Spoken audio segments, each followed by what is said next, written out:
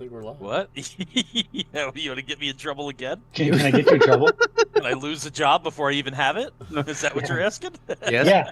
Yeah, that's kind of what I'm trying to do right now. You don't need it. We're live. Are we live? You're the way the boys are going. You're right. Are we live? Please tell me I'm Or not live. something. Rich, I watched a video today. You want to talk about it?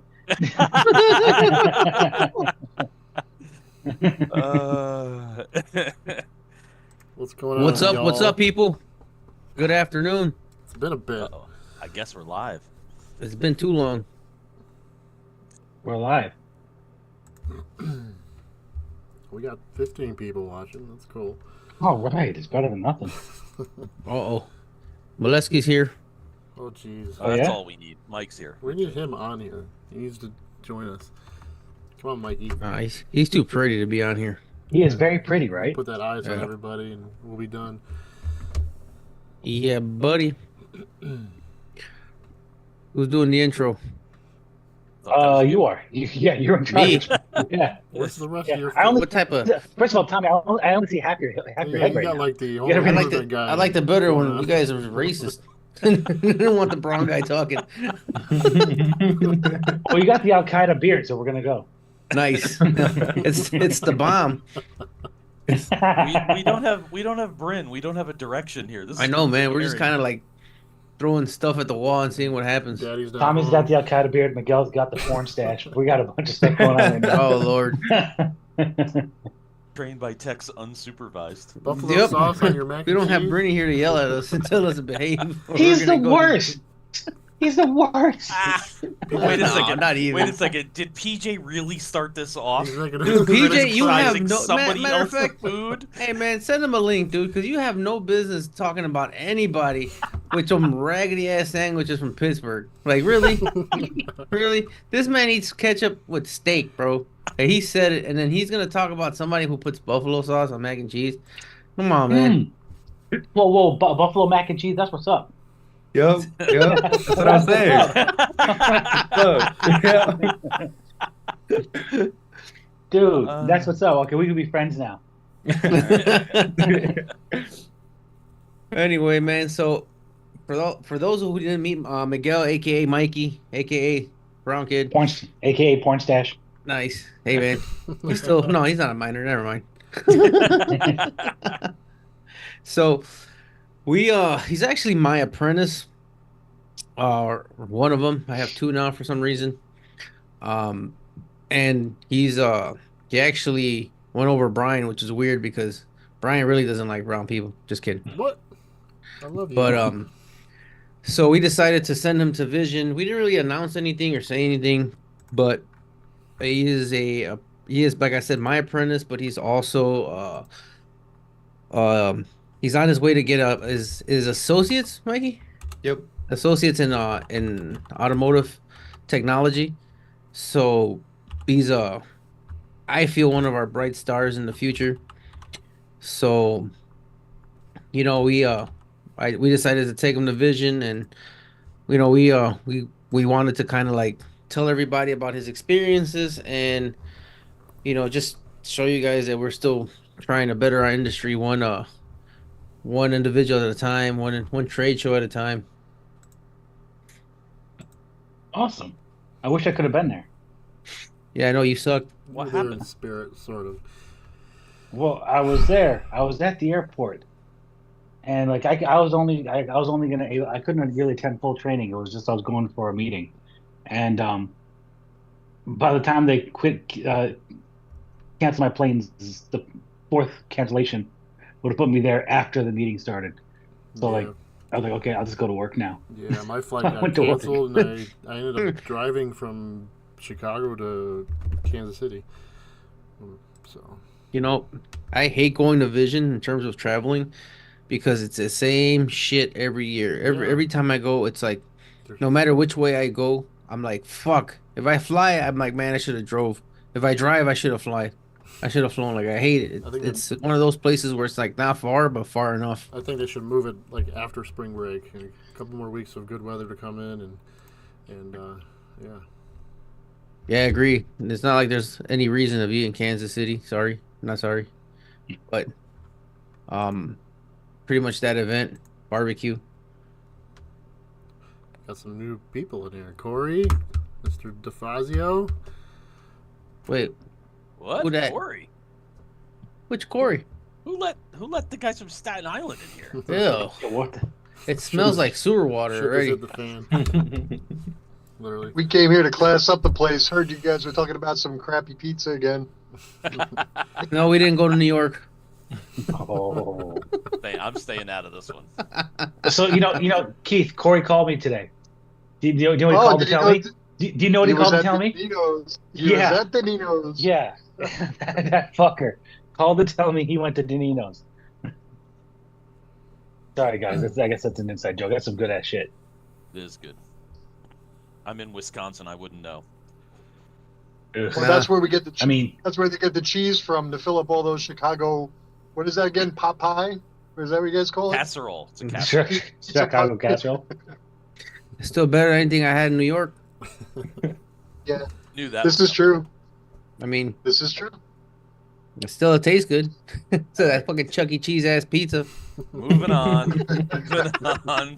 So how was You- everybody's vision? You guys started it, man. I finished. Yeah. Vision was great. I came back with the plague. No, Don't we all? You always come back with some fucking cooties, man. I had COVID And this- last Not year. me. No, normally I'm the guy who escapes it. Patient But Zero I wasn't blame there. you. Mike Molesky didn't Yeah, make Martino it. killed like 30 people. Oh, one year. that's right. Martino. Yeah. I can't even get blamed. You can't blame me. I blame the apprentice. Yeah, he was sick, actually, you fucking bastard. See? It was towards the end. You still a carrier, son. You made it bad for everybody. So At least I didn't say somehow I still got blamed. how was your like 16-hour drive back, Keith? Oh, it was absolutely wonderful. It was myself and Isaac, and Isaac is seldom ever full of energy, so I had to wake him No. up occasionally. You know. What the hell? He wasn't yapping his ass off? He might have crashed. Wow. Nah. His jaw was tired finally? I drove the first 11 hours. He got the next 5. Aw. Oof. Did you put him in the child seat too in the back? Negative. A couple of phone books, and we were good to go. Nice. Did you get those blocks for the pedals? Well, he's abnormally shaped. He has long legs but very short arms. Well, they're good for cuddling. We're getting like way off topic. What's the What is so that? what's the What is our topic? it's the norm, dude. Yeah. Is there a topic? Like, what are we doing now? We're talking about vision. We're gonna have Miguel talk about vision. So I want to hear from you, Miguel. What were your thoughts? No filter. Other than the first class you took, we won't talk about that. Yeah, that class sucked. Yes. Well, my experience at Vision was honestly very eye-opening. I didn't realize that there was this many people in the industry that would, come out all the way to Kansas City from many parts of the world, different countries, states, traveled so far. I really got to meet a lot of people, and a lot of them were really awesome and intelligent. I got a lot of feedback from people, including a lot of people from Trained by Tykes. I enjoyed most of my classes. They were all pretty Thank you. good. I took a lot of important notes. I try to. He said most of them, Rich. I know. He was leaving mine out. That's why I was thanking him. No, it was included. It was included.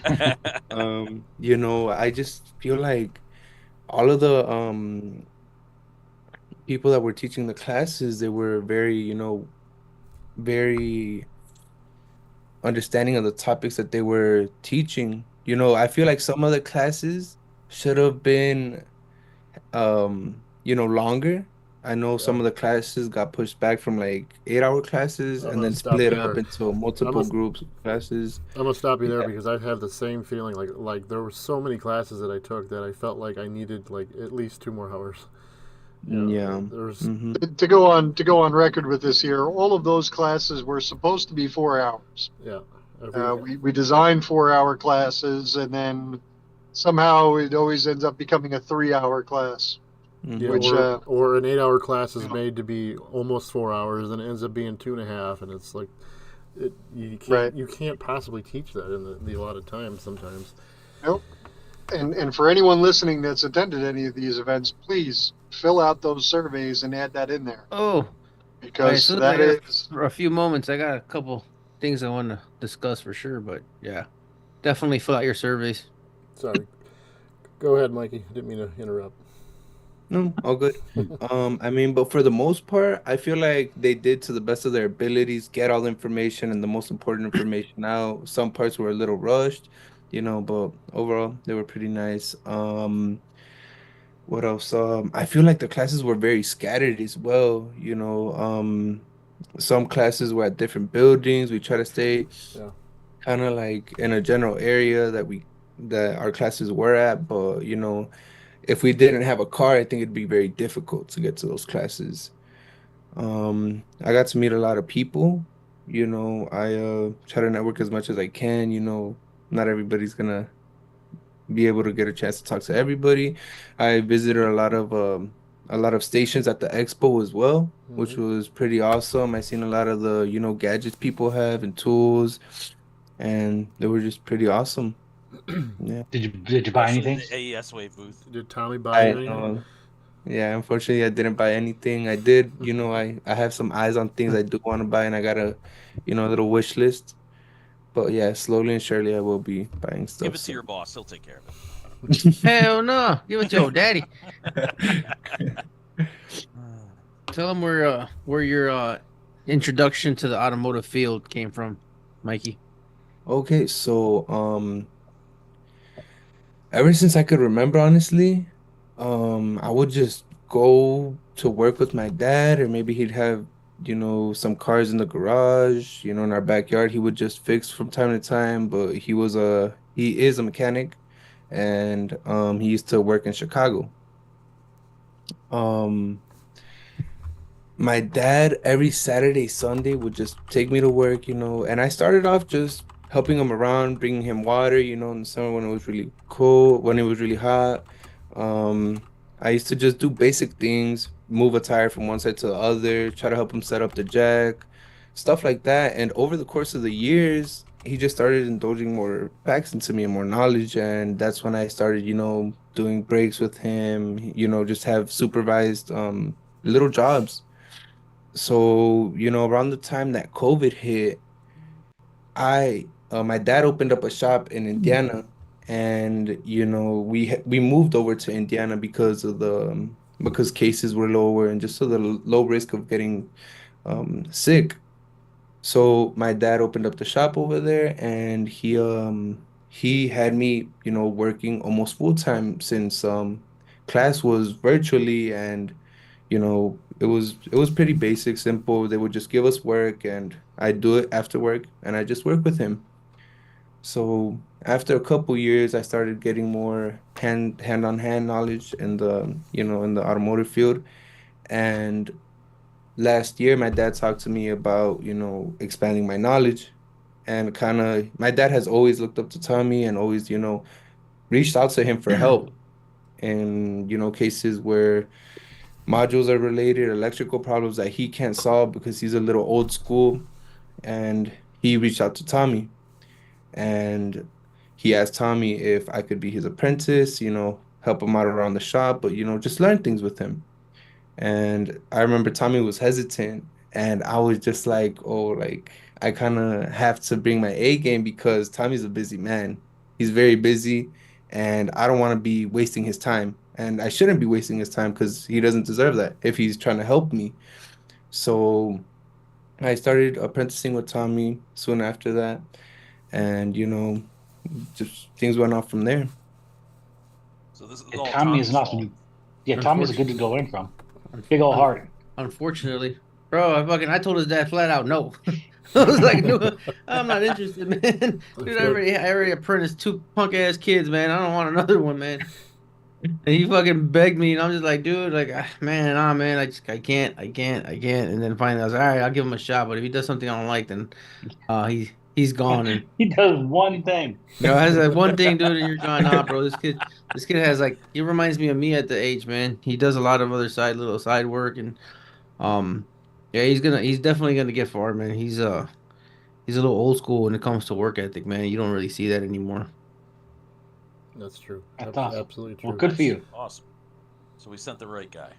Yeah, I've never really advocated for anybody, and for those that you out there, before anybody or if anybody says anything in terms of like um favoritism or whatever, it really wasn't like that, man. It's he's just a good kid, and I really just didn't have the funds. I actually wasn't even going to go to Vision. I ended up going because of him. And So me. I just wanted to clear the air before anybody said anything or rumors or PJ talking shit about buffalo sauce. Fucking guy.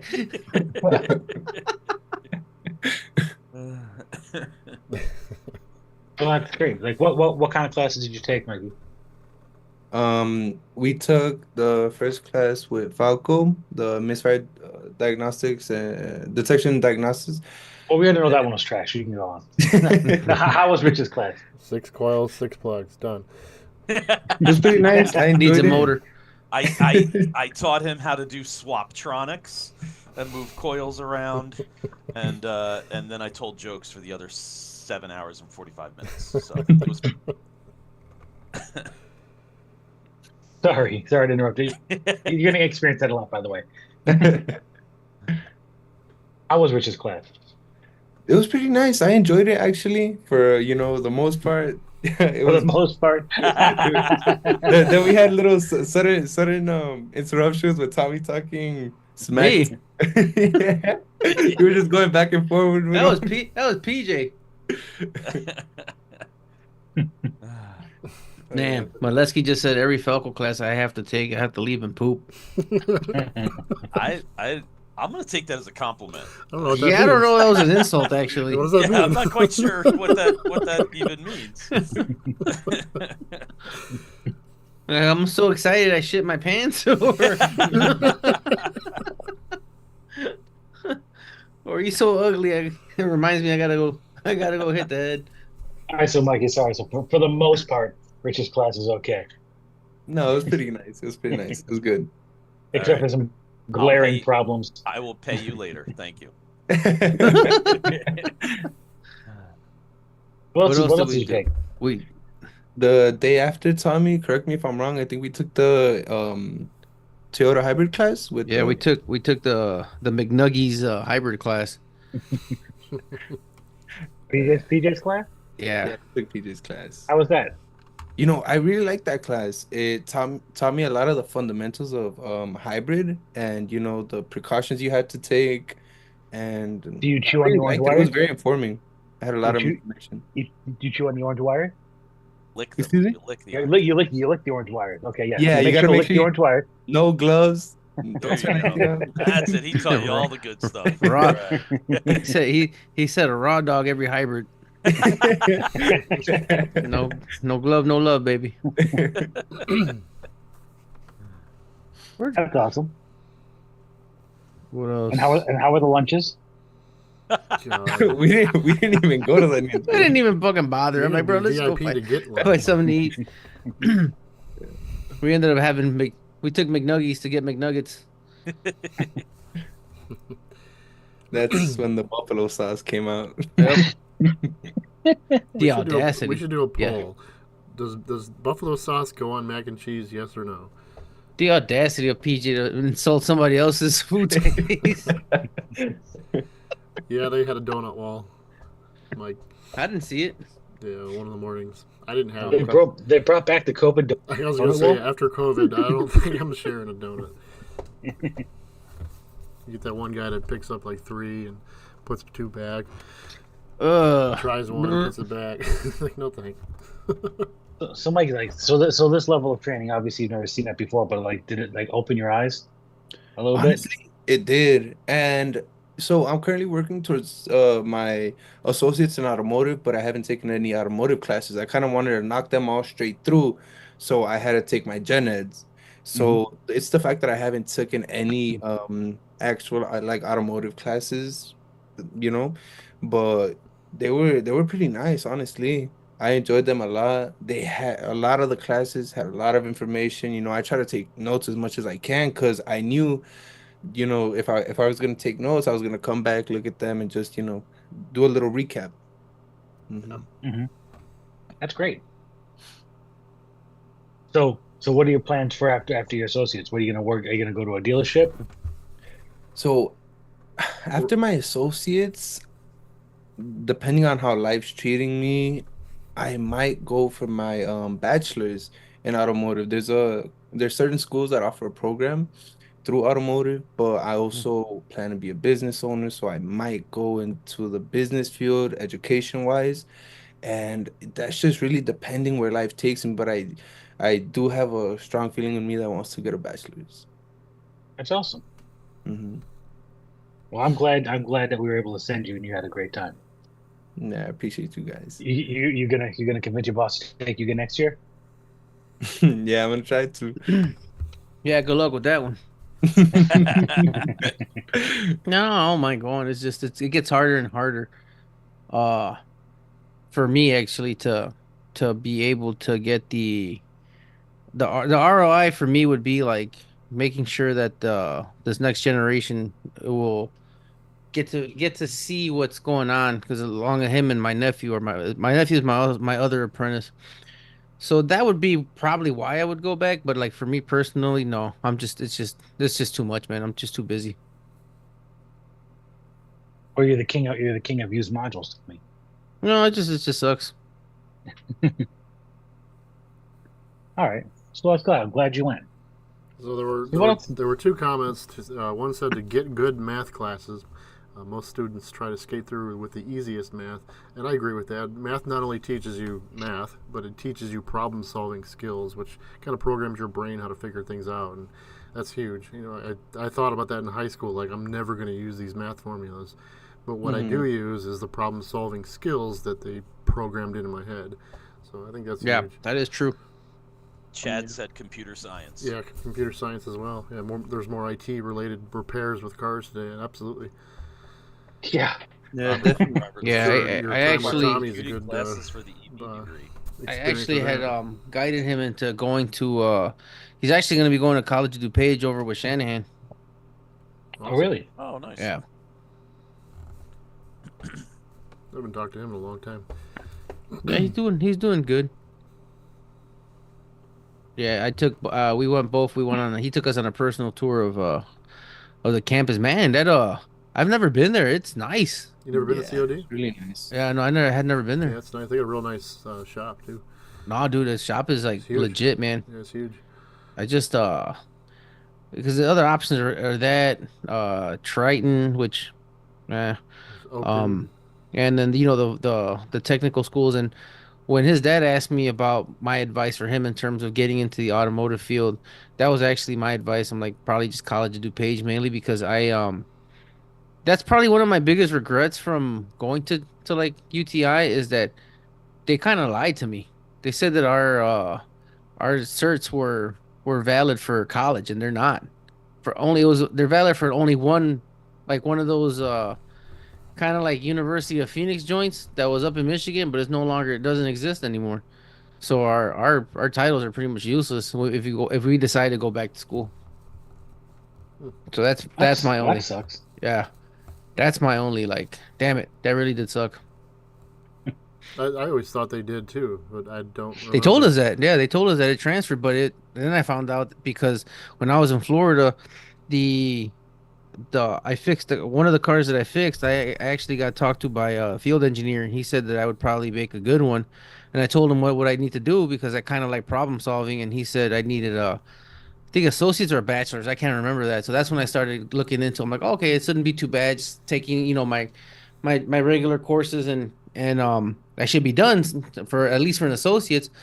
And yeah, no, they were only applicable for a school in Michigan, is what I remember that I was told. And that school that's rough. Yeah, so that sucks. At least it's cheap, Yeah. Yeah. I don't need no more education. Where's Hans at? That's what YouTube's for. What are we doing, Tim? Do we got case studies to do? Rich got 6 or 7 ready to go. Oh, ready to go, Rich. I got one that could take an hour. It could take 3 minutes. So I guess we'll find out here. I got one too. So I'll do one after you, Red. Okay. You lead the way. Actually, I wanted to bring up one thing. Can I share my screen? Yeah. Yeah, not that screen, but you can share your screen. Hold on, let me Minimize get the incognito mode off of the page here. You on the hotel's website or Wi-Fi? Yeah, I'm on the hotel's Wi-Fi. Am I cutting out? It's all right. Uh, Did you already use up all the bandwidth right before getting on? Is that what you're saying? Among other things, yeah. 4K videos. Anyway, you do look drained. I actually did a webinar. I taught all day today, did a webinar for CTI, and now I'm on this, so I am tired. I haven't had time for anything else. But I'm up here teaching for an organization. I don't know how many viewers we have that are in Wisconsin, but I am up here teaching for the Wisconsin Automotive and Truck Education Association. Let me share my screen here for just a second before I get into a case study.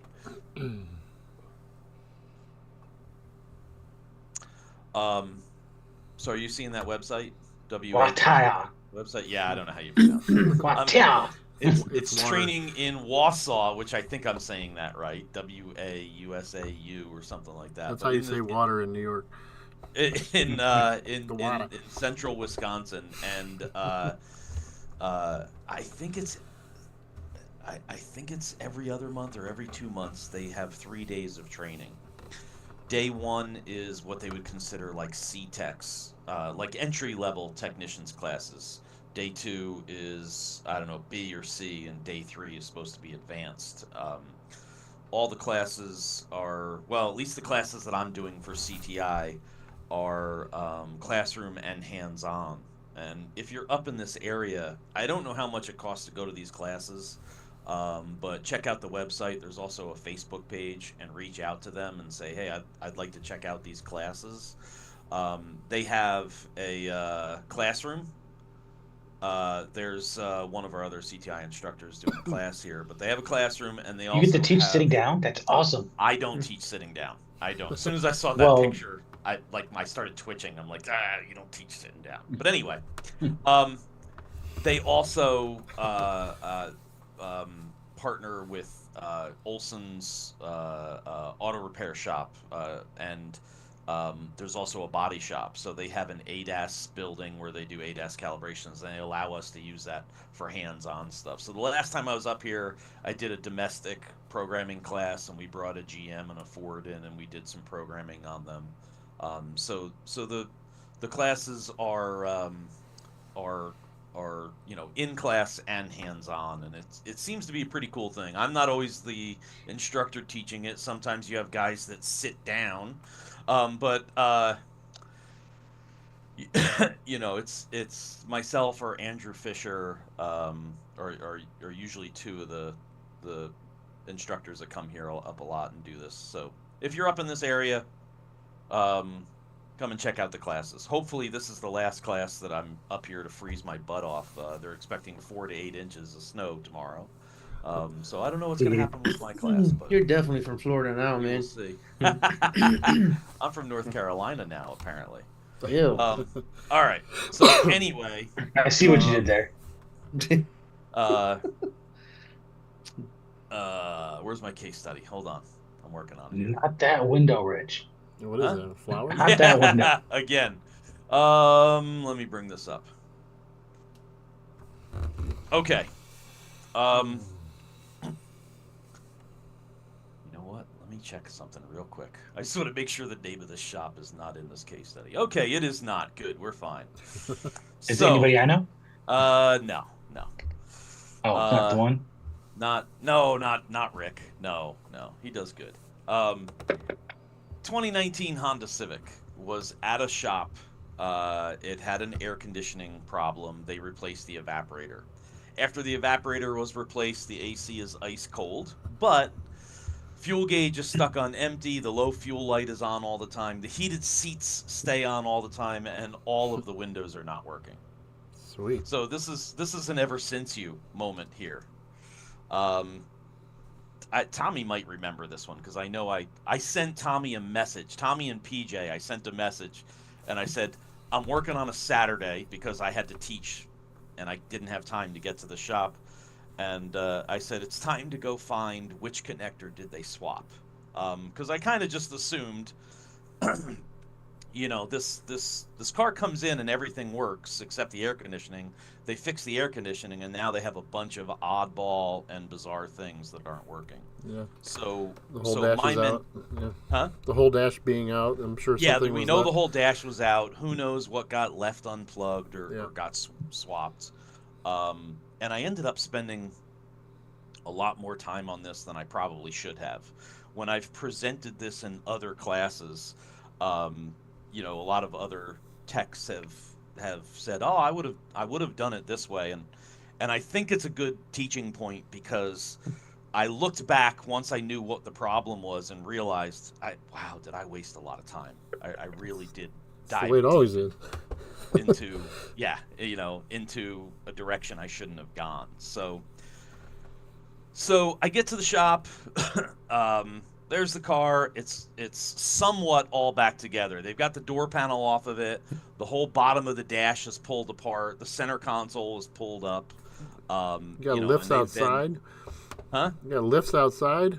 Yeah, welcome to Florida, baby. Yeah, this is Florida life. What are you doing when it snows? Hey, who was the speaker that one morning at Vision? He was talking about having two cars in a bay, one on the lift and one right behind it, and I think he has a lot of what is it? Marcus Lemonis. That's it, Marcus Lemonis. He was saying every tech should have two cars in one bay and things like that. So anyway, yeah, the car is outside. Thank God it's in the shade because I think this was July. So I kind of built this case study, and it's not easy to be interactive with the guys on YouTube because there's a delay. So I'll kind of bounce this off of you guys. You're presented with this car with all of these problems.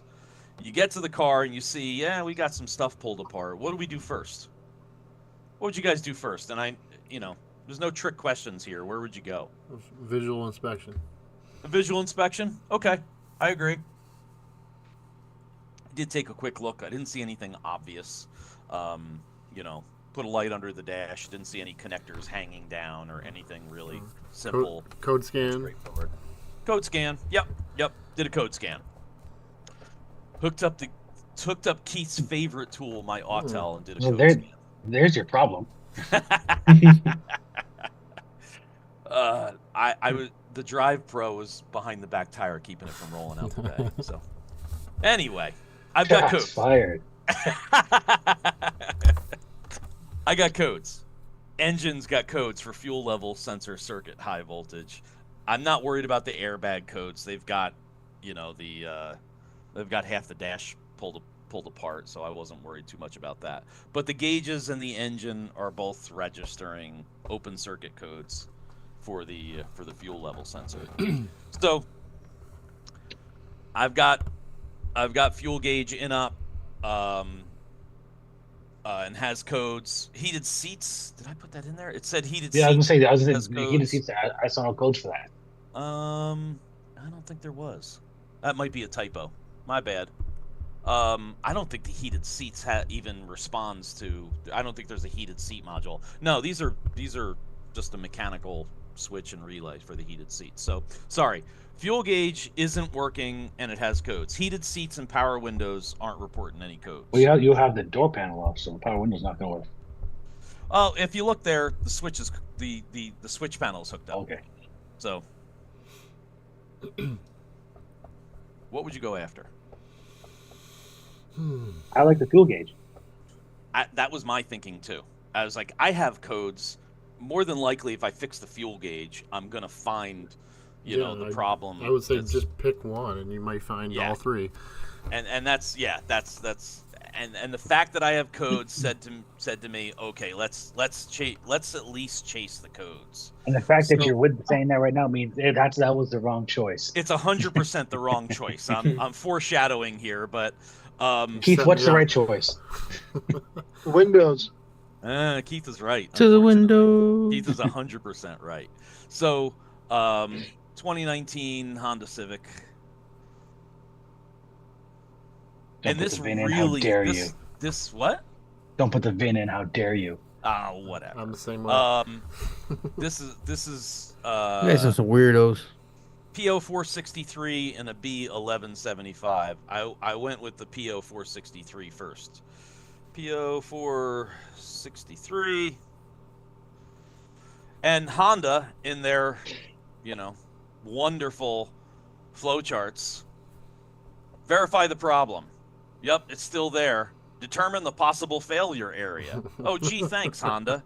I don't get a whole lot here as far as a flowchart for what that possible problem is. Gives you some specific testing, but it's directing me to the connector at the very back of the car. I know 100% that this problem does not exist at the gas tank. Yeah. So I don't see any sense in going back to the connector at the gas tank and doing these pinpoint tests as Honda tells me to do. So this PO 463 doesn't give me a whole lot to go on. So if we go back to that B 1175, whoops. Careful which window you pop up. I know. B 1175.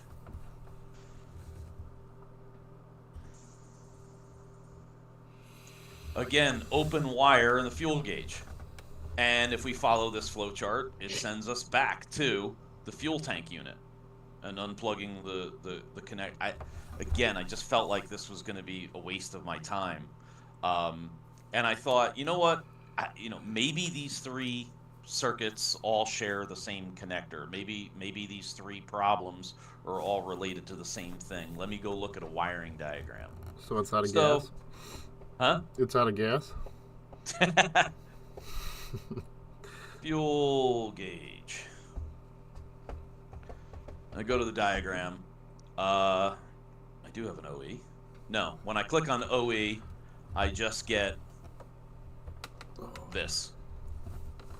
Ground to components.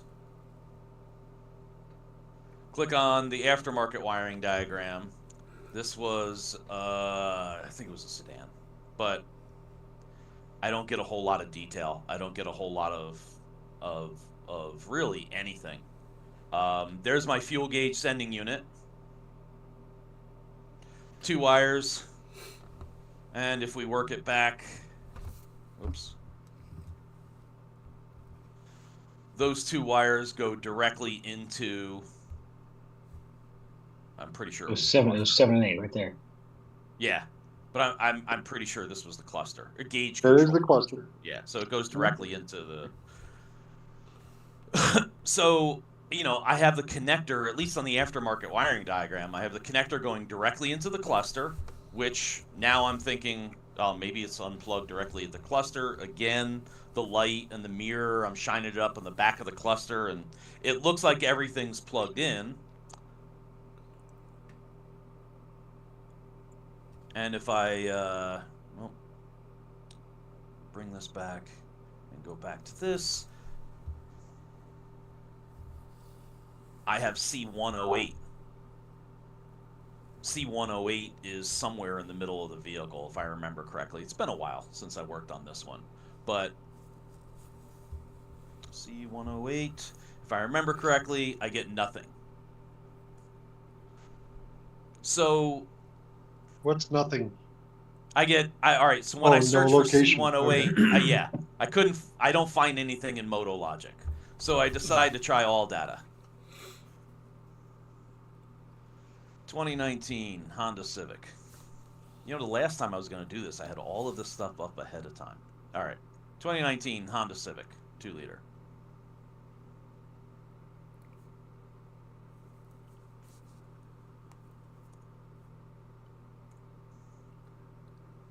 Nothing comes up for fuel gauge. Fuel pump, nothing.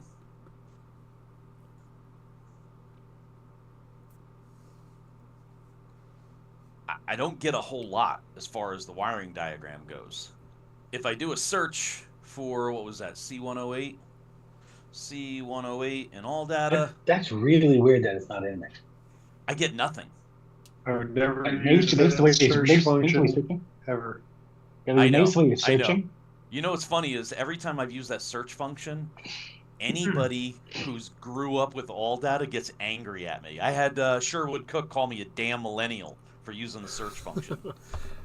So what if you had diagrams?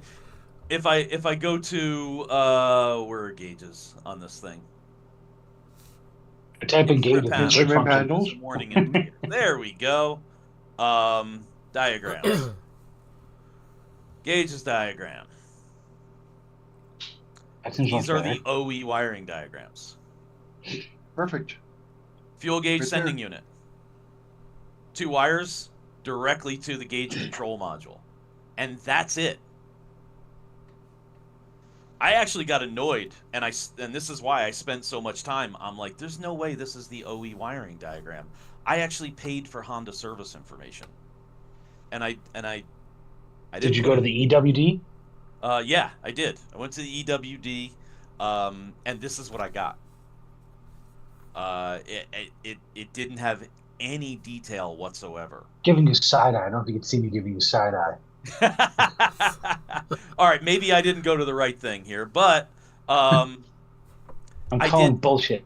I paid for Honda service information, and I couldn't find it. The Honda diagrams are pretty awesome on the factory Honda side. diagrams are usually awesome, and if I fix this car based on the Honda wiring diagrams, I would pay for another short-term subscription just to cut and paste that information, to put it in this class. But it didn't help me. The connector views didn't help me. I'm going to go do a thing. I hope you can prove me wrong, because that would prove that I wasted a lot of time because I wasn't looking in the right spot. I got frustrated with this gauge problem because I couldn't find anything that directed me to any connector that goes to this gauge. And I would love for somebody out there to prove me wrong. I don't have the YouTube comments. It's a Civic. What is it again? It's a Civic. It was a 2019 Honda Civic 2-liter. All right, hold on. So I wasted time with looking for wiring diagrams and looking for connectors in MotoLogic. I shouldn't say wasted. I didn't find what I wanted in MotoLogic. I couldn't find what I wanted in all data. I was hoping to find some connector that I could then go to the seat heaters and look at the seat heater wiring diagram and go, oh look, both the fuel gauges and the seat heaters go through this particular automatic CVT. Now you're asking way too many I questions. think they're all. Oh wait, you know what, Chris? Hold on. Here, you were. Oh, I don't have the VIN number up, do I? No, I cut it off. It's okay. So sorry. So you keep on going. I'm gonna go find this damn thing. If it's automatic, it's CVT. So realistically, I probably wasted over an hour on the fuel gauges, trying to find wiring diagrams, trying to find connectors, and I didn't find what I wanted. I didn't find any path or direction there. I was getting a little frustrated, especially after paying for Honda service information and not finding exactly what I was looking for, or what I thought I would find, because Honda wiring diagrams are usually great. So I kind of backed away for a second and thought, what am I missing? What's going on here? And it was the power windows. Like Keith said, and that's what a couple people have said. Oh, I would have went right to the power windows. Why do you say that, Keith? Simply because it's right there. It's usually, in this case, it's not module operated. It's a simple mechanical style system, something that's easy to get to, and the door panel was off. So exactly, yeah, and it easy testing point. after wasting chasing the code, and normally I tell people, hey, if you got a code, at least do the research and see if you can find. After chasing my tail with the code for a while, I kind of backed up and said, you know what? What's the deal with the power windows? So, power windows. Again, I'm going to have to use the aftermarket wiring diagram here. And now the aftermarket wiring diagram actually gave me some answers here. Here is the power window master switch. I can go back to the picture. We know that the door panel is off, so it's really easy for me to do some quick and simple testing here. And when I go back to that wiring diagram, G501. I have no power here. There's C107. If I follow this back, it goes to fuse. Underhood fuse and relay box. No, I'm sorry. I have power at red. I don't have power at brown. And let me zoom in on this so we can see it a little better. I don't know how well it's showing up. I have power. I don't have power here. I don't have power here. Brown goes to a fuse in the underhood fuse block. I go here and check for power, and I have power here, and I don't have power here. I go and I look for G111. G111 comes up, and I can't remember if it was all data or it was the OE, but I find G111. It's just G11. Was it just G11? Yeah. Oops. You're right, G11.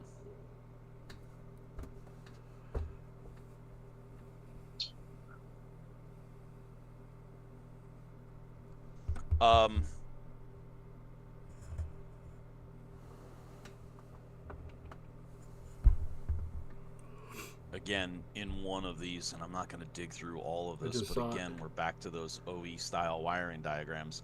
I find G11. G11 is a connector.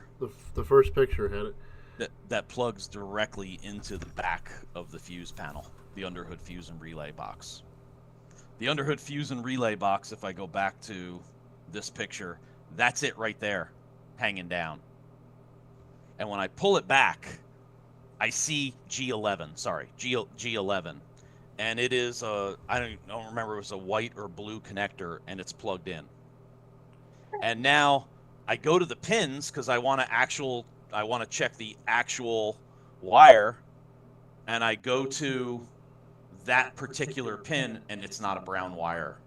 The color of the wire doesn't match. It's a headlight switch. So I go back to what Brian said, a good visual inspection. I checked everywhere under the dash looking for a problem, and I didn't see it.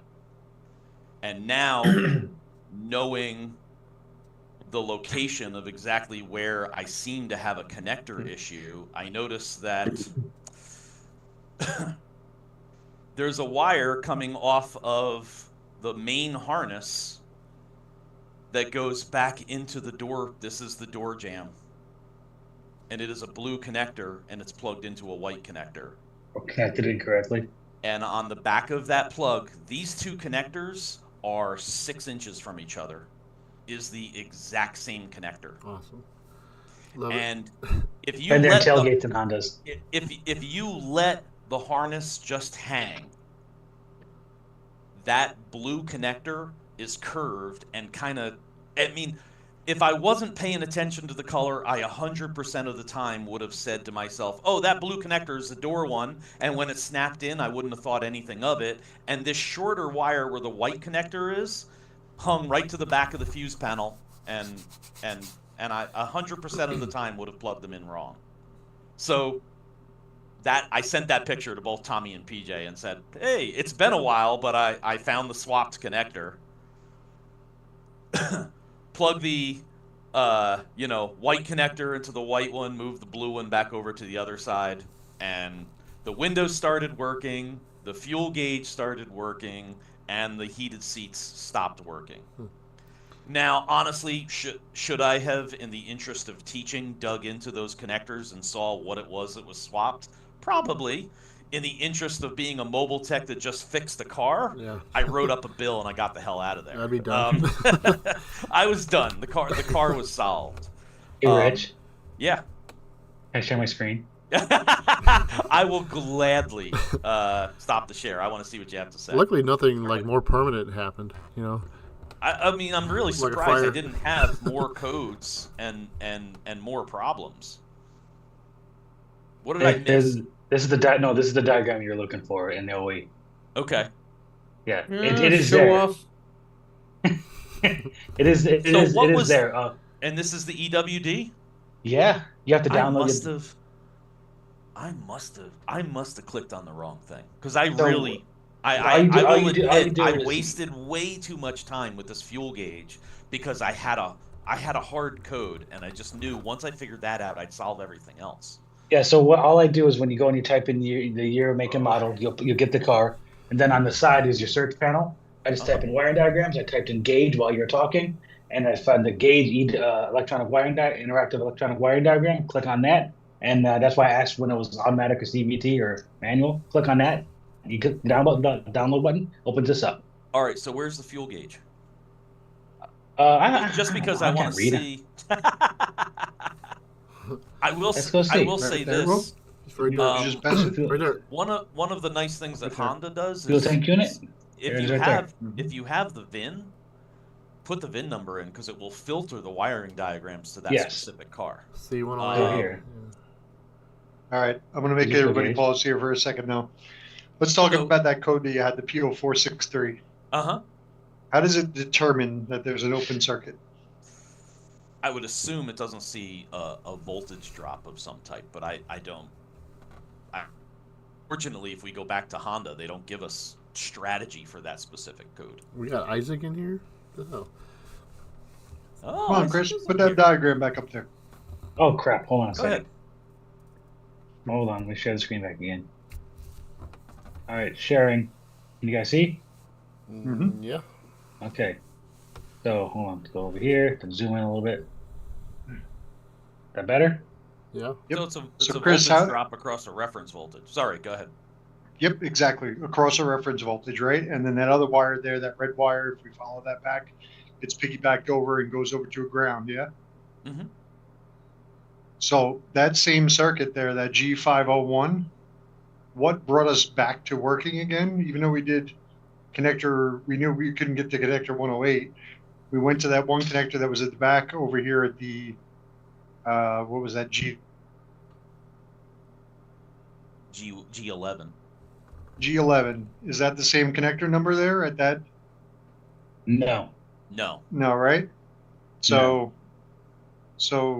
quick glance here, looks like that, what was it, G501, I think was the ground. When I looked over there to the right, it's just slightly below the bottom of your screen there on there. G302, I think that's 601, hold on. 501, right? Yep. 501, right? Yeah, so earlier on in the other diagram that you just showed there for the power windows, that same G501 shows up for the power window diagrams as well. So I'm looking at it. If you click on G501. So if I dug in a little deeper, I would have seen that they were related. Yeah, if you look at G501, you click on this is everything that it's related to here. Okay, and you know what? The aftermarket wiring diagram did have power windows. It have ground to component. That was one of the things that came up on the MotoLogic. So all right, so I made a whole bunch of mistakes here. Okay, good to know. Matt Fanzo said this on one of his podcasts, and it's kind of my point with this is sometimes you might waste a whole lot of time. Sometimes you might not see the obvious connection to all of them. So just pick one. Pick one, and if they are related, you're gonna find what's related, and you're gonna fix all the problems. There's entirely the possibility that this car had multiple problems. I might have fixed the power windows because they had some different connector unplugged or swapped and got that fixed and still had a fuel gauge that I had to chase. So yeah, and Brian said it earlier. Pick one and you might agree. find the problem. I agree. And all that is just like even when you have access to it, it's a whole different set of training It is for accessing knowledge, for so accessing diagrams. easy, It's and ridiculous. it's so easy for me to look back and go, "Gee, if I had just looked at the power windows first, I would have been done in 5 minutes." But But I can't tell that's you like Honda diagrams. I had to be taught how to use them, and like and they've bailed me out. The factory diagrams have bailed me out a lot because the aftermarket stuff doesn't give you a lot of stuff. no, you miss so many details, and just the interactivity between some of them, like Honda and Toyota wiring diagrams. Just go into that OE wiring diagram and being able to click, and it brings you right to locations and body position of parts. I It make that makes point things so quick in and a simple. lot of my wiring diagrams classes and stuff that I talk about. Like the factory wiring diagrams that are available to you at a dealership level really work well. Even the ones that everybody hates. Mercedes diagrams suck Oh, dick, but used correctly and star wiring, they're great. phenomenal. That's phenomenal. I spent 3 weeks bitching at Mercedes when I first started there about their wiring diagrams, and about 3 weeks in, it clicked, and I went, "Oh, oh my God, these Oh, you are." can click on shit. And suddenly it's like, "Oh, there's pictures, there's that, there's quick link. Oh my God, these are amazing." It takes a while, Yeah, but yeah, yeah. It just sucks because you lose all that functionality. Like I know all that has been getting a lot better, bringing a lot of that functionality to a lot of diagrams, a lot of OE stuff. So a lot of that stuff is clickable now. Well, not a lot, but some of it. Whereas it was just a straight copy. But yeah, having the OE stuff and knowing how to use it is a game changer. yep, yep, absolutely. So that's it. Sorry. That was the end of that one. Swapped wires and problem solved. So Cool. I like it. 10:30. Should we do mine? Yeah, see you. All right, we'll do me. How long is yours is going it to take? is it a quick one? Some of us have to get up at 5 a.m. or 6 a.m. Almost done. Oh, You're in the right It's time almost zone. done. It can be quick, but it can be long. No, I'm That's just what she go said. I ahead. don't know. no, she didn't. Not to me, but she said it to somebody. The guy she told you not to worry about. Yep. So you guys, TBT guys, you're gonna have to watch this on the screen because I can't figure out how to share to you guys without screwing up the way I broadcast. So one day I'll get that. Wait, on YouTube?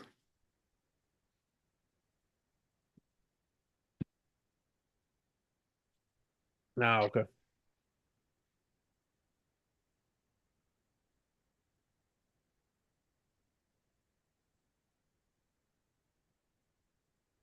This is awkward. Yeah, I gotta stare at Rich. Me, what did I do? We're watching screen 45 seconds behind. But it's okay, let's do this. Suspend disbelief.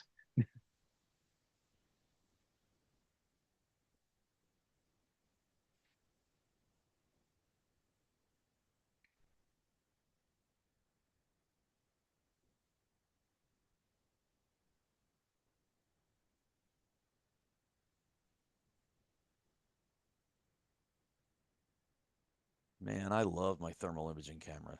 Well, yeah, Mm-hmm. yeah. Roll all the doors, roll all the windows, put in a spot to go to sleep. And I love the thermal imaging camera too. Just to start with.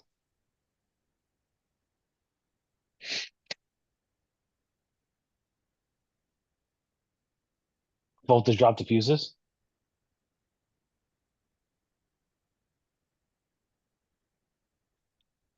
Test the battery? Ooh, look for the overhead lights that are on.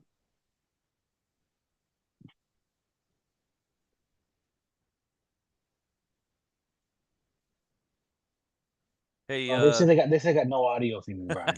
yeah, I was just gonna say that. And thank you, Occam's, he gave you a down payment towards my next Honda sub. Oh, that's great. It's only me and Chris. There we go. Sorry, guys. All right. Let me rewind. I'll start over. Go back here. Anyways, 2018 Kia Sorento, customer concerned the battery will die when it's resting for 2 or 3 days. I want to ask you guys, as well as the attendees here, that what would be your first step when diagnosing a parasitic drain type scenario? Chris mentioned visual inspection. Look for the light that might be on, the glove box light, the map light, the whatever. What else? And the reason why I'm saying that is because this car was begun to be diagnosed by my coworker, and he basically didn't know where to go from where he was. He needed some help. So in the heat of the moment, I just took the car rather than went through it with him because we were super busy at the time. Yeah. Okay, so Chad says test the battery. Yeah, absolutely, test the battery. That's a key. The battery has been replaced 3 times. So the battery is good. I think he went to the dealership. Look for the aftermarket shit on the fucking data link connector. Yeah. Yeah, visual inspection. Look for anything aftermarket. I think that's the most common thing for parasitic drains is when you have aftermarket equipment, whether it be remote start, aftermarket alarm, their radar detector or backup camera, who knows. So vehicle history, that's a good one. What was just done to it. Maybe what aftermarket thing did they just put on. Someone said roll the latches, let it sit to go to sleep, and then start diag. Yeah, that's huge for me. What I usually do, or what I try to do when I have a parasitic drain, especially if it's one that's difficult, is I try to set the car up with all of the doors open, all the doors latched, the hood latched, have access to all the things that I possibly can, and then go home. Come back the next day, let this thing sit in my shop. That way my thermal camera can have the best opportunity to find anything that might be slightly warm. Because it gets... Do you make sure to put it right under your heater? Yeah, it gets kind of difficult when, yeah. It gets difficult when the engine's warm and you're trying to find which fuse is warm, because there's so much radiant heat there that thermal struggles when there's hot things on the car. So nobody's mentioned it. Well, no, someone did. Dallas Auto says pre-scan. Now I think if my coworker did a pre-scan before he touched anything, I would have maybe had a direction here right off the get-go. But I'm not going to get into that yet. I just wanted to say that was not done, and that is a training opportunity for him. For anyone here listening, is pre-scan every freaking car you pull in. And I can't preach that more to all of my guys. I like to do that on every car in. Not only is it may help you with your diagnostic process, but it might cover your ass for something that, the ever since you crowd, ever since you fixed my, issue, my window doesn't work. Well, you had a Windows circuit code, in your pre-scan that we found before we even diagnosed anything. So, yes, Dallas is right on the money. That's what I wanted to get at, is make sure we're pre-scanning cars. So when I got the car, now again, this is after my coworker began working on it, it had a steering angle signal fault. This code basically means that the steering angle hasn't been learned, and the reason why it hasn't been learned is because the battery's been disconnected, probably 3 or 4 times before I got to it. So the only code I got is this, which offered no direction at all. But I think there may have been a code in one of the modules related to the fault that this car had. But I don't know, because that pre-scan was never performed. So that's, for me, a huge missing piece of the puzzle, I think, that could have helped guide the direction a little bit quicker to the actual fault of this car. Joe Mama said overnight with thermal scan. Yeah, we're going to get right into that. So I did a visual inspection. I noticed no map lights were on, but I did notice that the CD in LED is lit. Now this picture was taken after the car was sitting overnight in my bay, and the CD in light is on. Just keep that in mind. There might be something related there. Maybe the radio is stuck on. The screen isn't displayed, but the CD in light is on. What's that? Are you seeing You got to look on. You got to follow along on YouTube. I'm on YouTube. I only see the 2018 Kia Sorento like title page. Oh, I don't know. I'm seeing. You're seeing plenty. it? Okay, then my hotel internet is not doing great. Go ahead, carry on. Sorry. Stop watching porn. Oh, there it is. It just updated. Sorry. Okay. Carry on. Hans says also make sure the pre-scan for the system you want has freeze frame data. My tool usually shows date and mileage of the fault for the full screen. Yeah, that's a good point too. If you have a fault related, look at your freeze frame. Try to begin a diagnostic process, before you get going. CD light is on. Yep. All right. Anyways. So I see that on. Just keep that in the back of your head. That could be a clue that the radio might be hung, running. But maybe the display is not lit up, but the CD in light is on. I would think that would shut off, especially after 8 hours or overnight. But it didn't. I did test the battery. Battery is good. Again, it's been replaced 3 times. He's been to the dealership, I think, at least once. I think an aftermarket shop after that. The battery keeps being replaced. Obviously, the battery is not the fault here. So, we latch the doors. We open the doors. Hood's open. You can't see it in this picture, but it's open. And then we wait. I generally try not to do this in the morning. I like to do this like right before I leave. That way I can just go home and not have to worry about it. Come in the next day and then look at it. Parasitic drains are something that I purposely allot as much time as I possibly can. I tell the customer it's going to be a while just because there's so many scenarios that can wake the car back up, and it just takes a long time to figure out. And you're often in the situation where you need to come back to it in 30 minutes after you went and did something. So I try to, let them know right away it's going to be a while. So thermal camera. My hand was on the left upper portion of that steering wheel. That's why it's warm there. But my hand was not on that right steering wheel button. You can see it's warm. The cluster that's behind the steering wheel is also warm. Not photoed is the dash pad that is above that radio. It is also warm. So there's multiple things in this car that potentially could steer you towards I don't know what's going on. I see so many things that are warm here.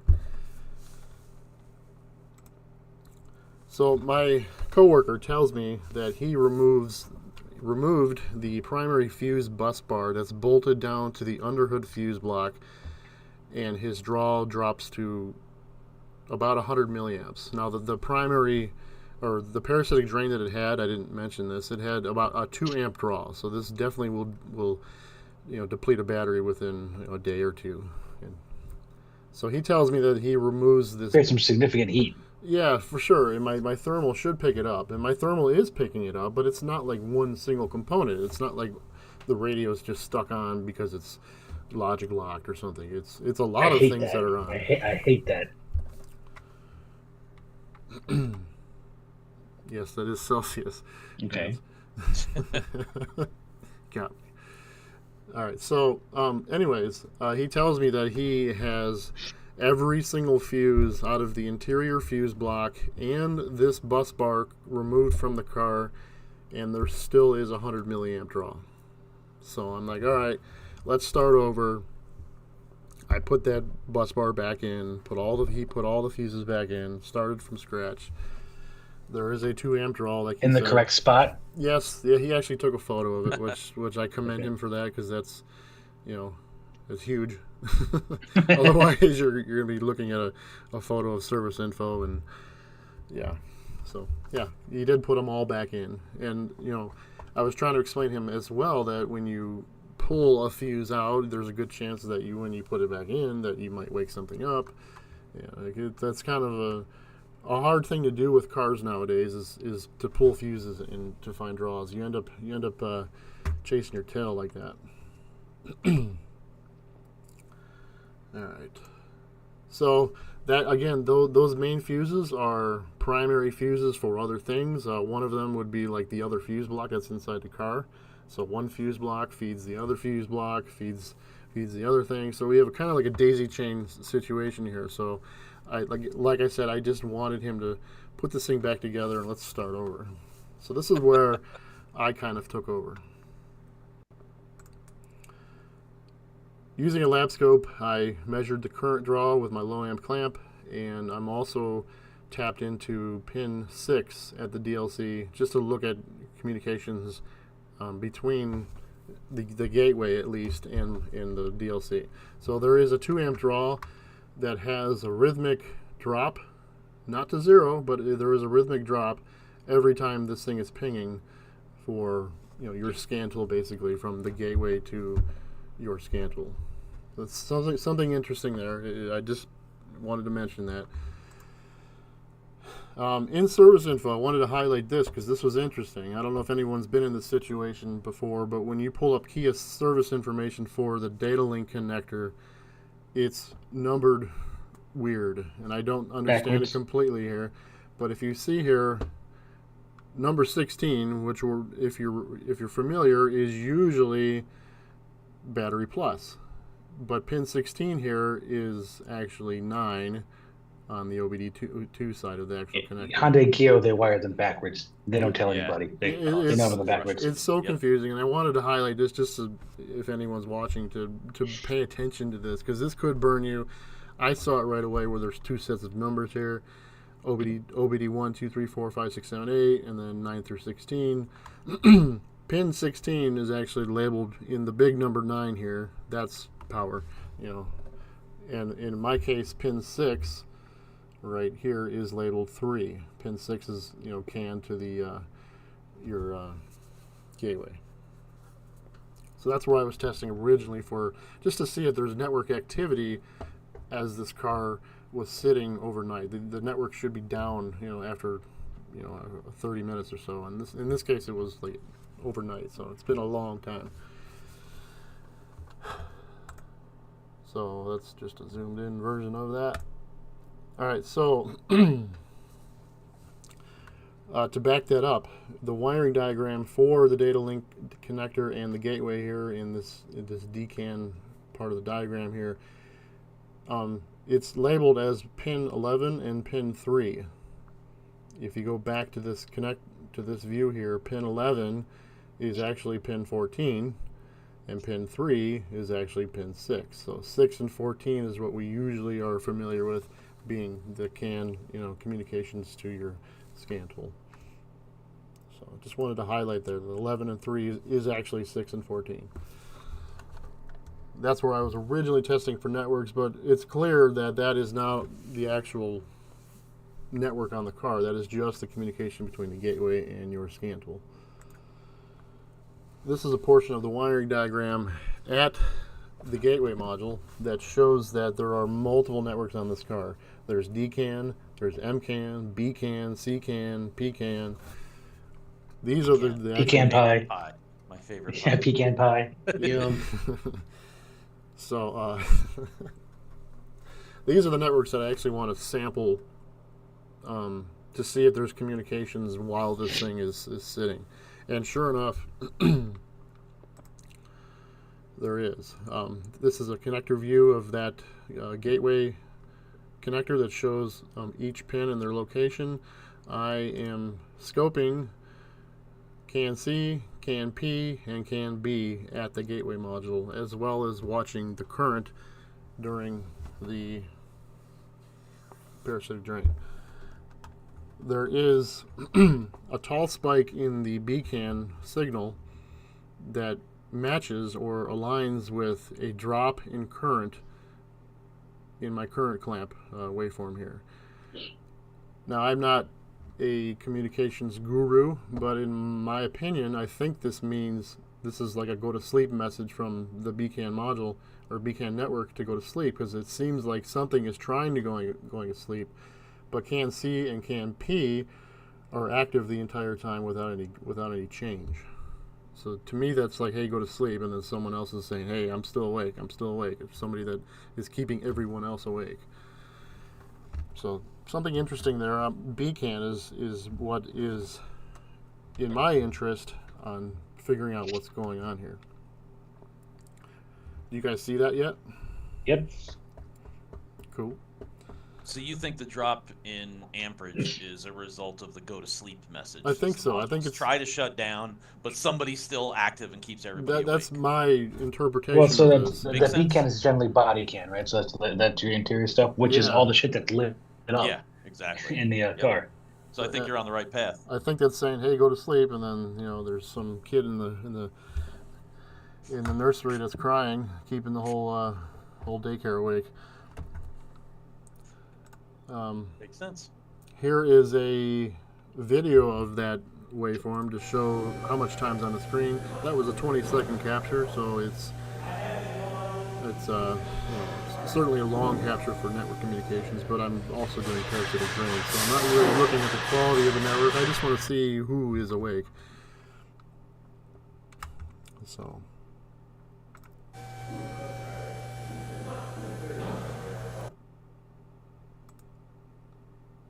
I can see it trying to go to sleep.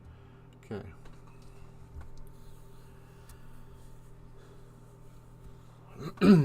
All right, so this diagram is a diagram of the B can and also the D can.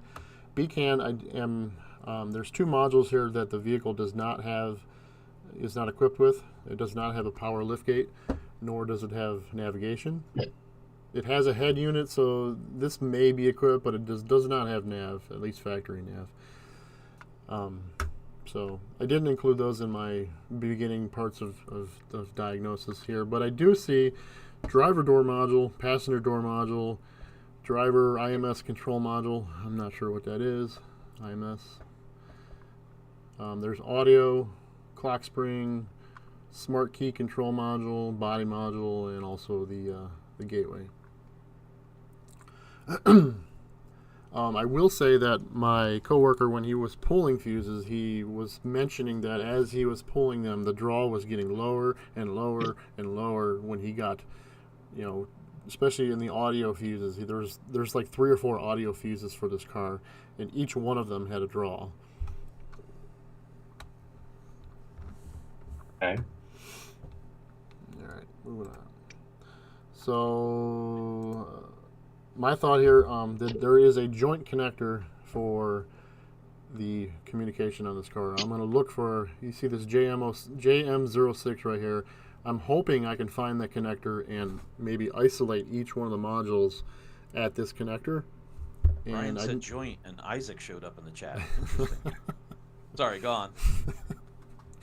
So this joint connector, Giggity. I can't find. There's a really good photo and service information on its location.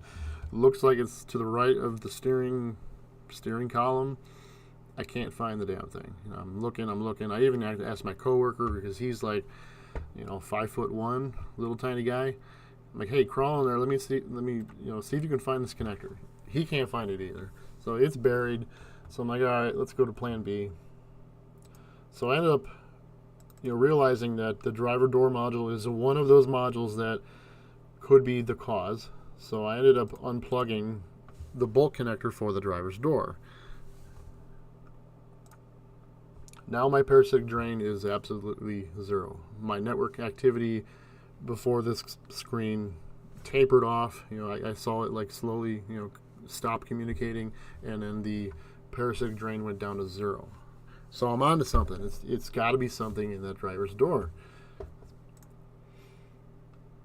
Here's a video of the door being unplugged and the activity of that, those canned communication, or those communications going to sleep, and then in blue, if you can see it, it's kind of hard, it tapers down, it drops, it gets lower and lower and lower. And then eventually everything just stops communicating and the vehicle goes to sleep, and the parasitic drain is down to, almost nothing. So I'd take the door panel off to access whatever I can inside that door to figure out which one of those components might be causing the network communications to be, speaking when they shouldn't. So I'm in this door panel. I got the panel off. I'm unplugging one thing at a time. I unplugged the wiper motor, or the window motor, the speaker I unplugged. There's a connector for the mirror I unplugged. None of those things did anything to unplug until I got to this connector right here, which I found out to be a ground bus bar for everything that's in that door. I'm like, all right, so I just basically removed ground to something in that door, and I need to figure out which one of those might be the cause of what's going on. So my idea here was to look up a diagram here, figure out which one of the pins is the ground supply, and then which one of the pins are each respective module.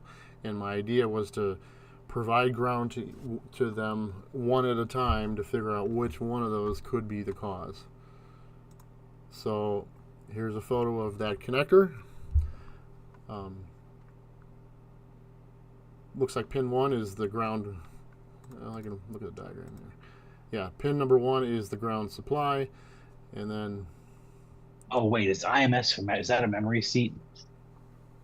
Probably interior memory seat or intelligent memory seat, something like that. Could be.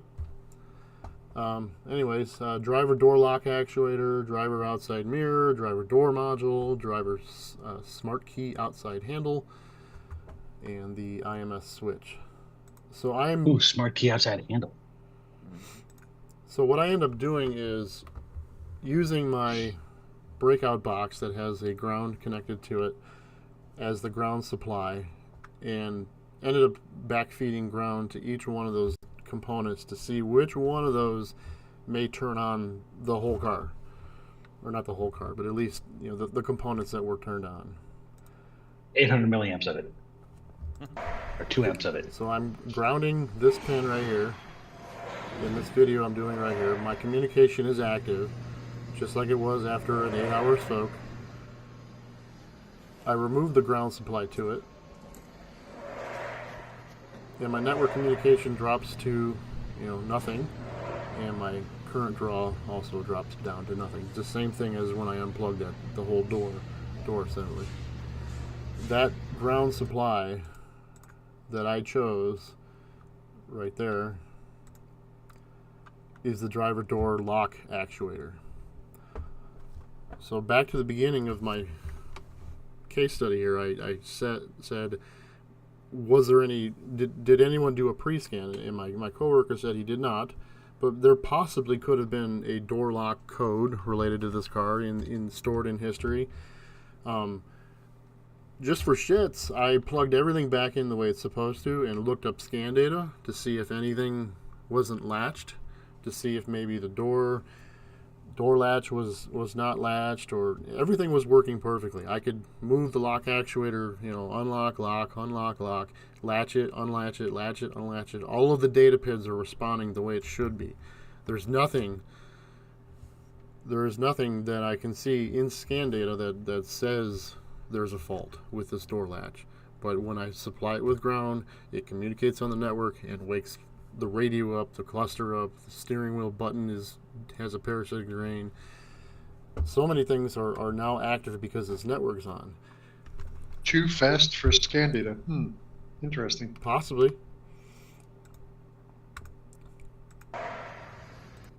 And that's it. So we ended up putting a door latch in this car, and it fixed the car. Parasitic drain it behaved just like it did when I unplugged the ground supply. The car went right to sleep after locking the car and the key is off, all that. It went right to sleep within like maybe 5 minutes, and good to go.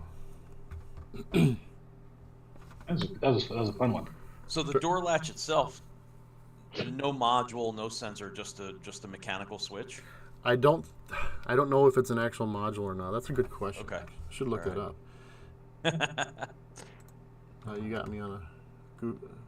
That's okay. We can look that up. You got me on a witch hunt. I'm curious if that latch is actually on a network or not. But it was definitely causing a module to be. It might be connected directly to the driver door module. That's my guess. Keeping the driver door module awake. Okay. That would be my guess. I'm good with that. Nice. I too am good with that. Yep. Car's fixed. That's all that matters. Moving on. I think we did all the things. Yeah, it's late. So what other events do we have coming up? Keith, what events do we have coming up? What do we have coming up? Well, ATE Seattle takes a couple of days. After that, we have Doesn't count. I'm not gonna. we have the Tools Expo, and we have Tools Florida coming up. Accelerate event. Oh, that's right, Florida Accelerate. Yeah. Tool, And, Tool. and Tools. yeah. Tools Hopefully, May. I will be at Tools. Yeah. Yeah, I owe you a book, Keith. Yes, please. Yes, yeah, still working on it. Yeah, so the Yeah, door lock. Don't say that because when you say book, Rich tends to disappear. So. So the door You lock. got it the day before the event. It was close enough. The door lock actuator is nothing but switches in a lock actuator motor. What to report to? Wow. Huh. It reports to the driver door module. So one of those There you latches must have been not where it should have been to keep something awake or something going on. Yep, that's exactly what it was. But I've been told that the data doesn't lie. I'm confused, and we don't oops, because the meter would have told us. I'm so confused. Well, all you had to do I was feel like leave I've the been door. lied to. All right. Leave the door unplugged. Stop sharing your screen, Brian. Moving on. Okay. Rich wants to go take advantage more of the hotel Wi-Fi. I've been traveling for 10 years, so I'm used to this. Anyway. I know. I've seen the stores. I mean, You notice I didn't let anybody see my search history when I was bringing stuff up. I'm no dumb. well, he won't right. put that on the So computer. there was a You're too old for question. that. There was a question. The steering wheel that was warm in the thermal image. Yes, that was the steering wheel controls for like speed control, cruise control. That switch, for some reason, was warm, and I would imagine it has some type of voltage drop depending on for the modules that were awake. And my thermal ended up picking it up. Oh, it could be a couple things. So But yeah. Interior illumination can have a funny effect on things. Yeah, it's just weird. It's the one switch, not the other side, though. Like what happened? It was only the one side of the steering wheel. Like it was interior illumination, because I'm assuming there's stuff that lights up on both sides, right? I got beat on one where the guy disabled the interior light switch and there was no interior in the vehicle, but yet you'd have a door switch input. I think it was a Mitsubishi that caught me, and the LEDs in the actual window switch on the driver's side only would light up when you would open the driver's side door. Stupid Why? Mitsubishis. I don't know, but yeah. So there was a question and disabling. Sorry. So there was Go ahead. a question if I thermal imaged the door, and I don't remember doing that. I think On the Snap-on box, it tells you to image the doors. You can see the window motors through the outside of the door. It's right on the box. I don't have. It's on the box. Mine's top Snap-on down. would never lie. But no, I don't think I did that. And looking back, I kind of wish I would. I remember going over the exterior of the car, looking for like a warm bumper cover with like a trailer harness or something that's shorted, but because that seems to be a common thing by me. But no, I did not see anything thermal on the exterior of the door. But I don't know that I imaged the inside of the door, with the draw present. I mean, you probably would have just seen another module warm. Yeah, true. Yeah, which one of you is the root cause? That's a good point too. I don't know if you would have. Like, I can't imagine a mechanical switch would generate enough. It wouldn't, but the door control module would have been a little warm. But and more importantly, what the door control module reports to the they don't call it's not a BCM in Hyundai Kia. They call it the smart. MICU. What do they call it? Yeah, MICU. Yeah. Yep. That's what you'd see warm, I would think. So this is a good point where thermal is awesome, but sometimes thermal could potentially be a rabbit hole. I could be chasing the radio. The radio dash, the dash pad right above the radio was warm. The steering wheel was warm. The cluster was warm. There were so many things that you could have gone the wrong way on. Yeah. Yeah. Whenever I do thermal and I see the stereo and everything else, I'm like, I'm jumping to that. 100%. Yeah. Yeah. Absolutely. Yep. So. All right. I think we're it's time, good. guys. Yes. I think it's time. Yep. All right, everybody. Rich, go back to incognito mode. Yeah, Occam's. I love my FLIR 1 Pro. But you know what? I have the FLIR 1 and I have the Top Don, and side by side, the Top Don isn't nearly as nice software, but as far as an image, it works pretty well. That's my complaint. Is like getting images off the Top Don is a pain in the ass. Yeah, it's a pain. The FLIR 1 is just so nice, and the software is nice. But my issue is the battery's always dead. Because it has to be charged separately. It doesn't get charged by the phone, so, or at least it doesn't on an iPhone. So all right. The question, so Maxwell, no, the latch wasn't stuck. We're assuming one of the switches might have been. Yeah, no, the latch I could open, I could close, I could lock. The data showed it was latched. The data showed it was opened. Depending on where it actually was, everything matched what it should have been in data. And I even went back in data after finding out where the draw was from to see if scan data would show anything more concrete, and there was not. But my point was, maybe in a pre-scan before the car was ever touched, maybe there could have been a code related to the driver door latch, possibly. I don't know. Like I said, that pre-scan was never done, and that's a thing I'm trying to teach my guys. Pre-scan every car that comes in, even a quick oil change. All right, guys. Let's get out of here before something really inappropriate gets said. Yes. I got plenty in the tank with that. No gracias. I've been good today. Ish. Rich, incognito mode. Yes, sir. Yep. All right. I'll see everybody later. Later, guys. Thank you, guys. Thanks, Yeah, everyone. Thanks for everyone. Thanks for being here, everybody. Have a good one.